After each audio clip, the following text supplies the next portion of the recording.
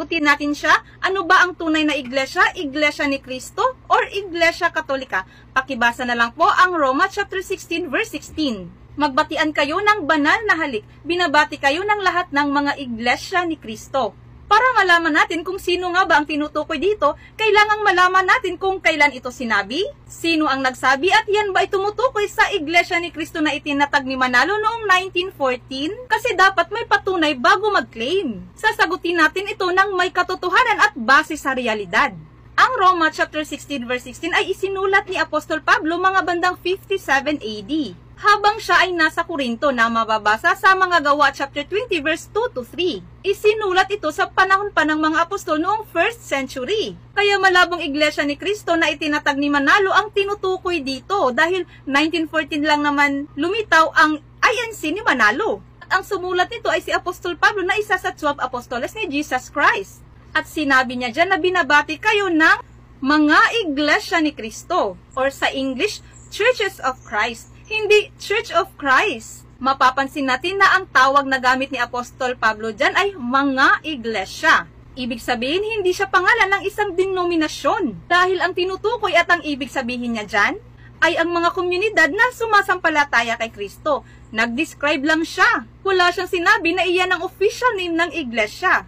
Hindi siya proper noun. Diba mababasa din natin sa ibang mga Bible verses na tinatawag din itong Iglesia ng Diyos, Iglesia ng mga banal, mga Iglesia ni Kristo, at Iglesia ng mga hintel. At ang mga yan ay nag-describe lang kasi sa panahon ng mga apostol, hindi pa naman binigyan ng official name ang simbahan. For example, si Jesus Christ, marami tayong pwedeng gamitin na description sa kanya. Gaya ng anak ni Maria, anak ng Diyos, o anak ng Birhen. Pero ang proper noun nila or ang official name ay Jesus Christ. Ganyan din sa mga iglesia ni Kristo or mga iba pang description.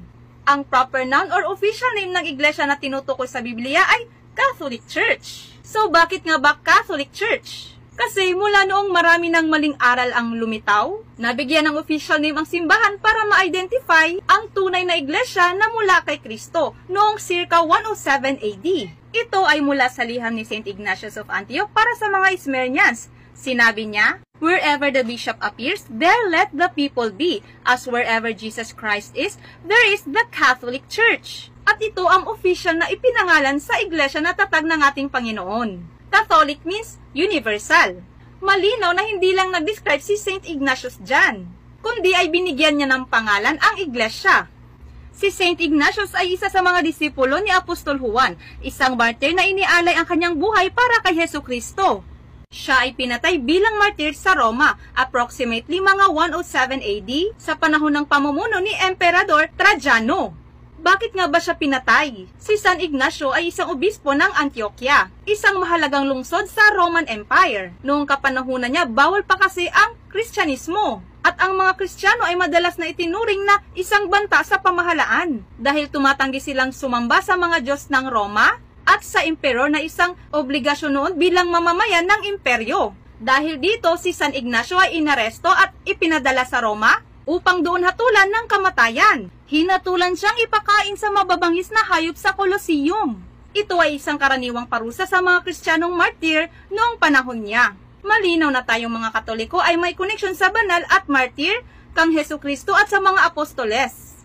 Kaya maging proud tayo dahil ang Iglesia Katolika or Catholic Church ang siyang tunay na iglesia na tinutukoy sa Biblia.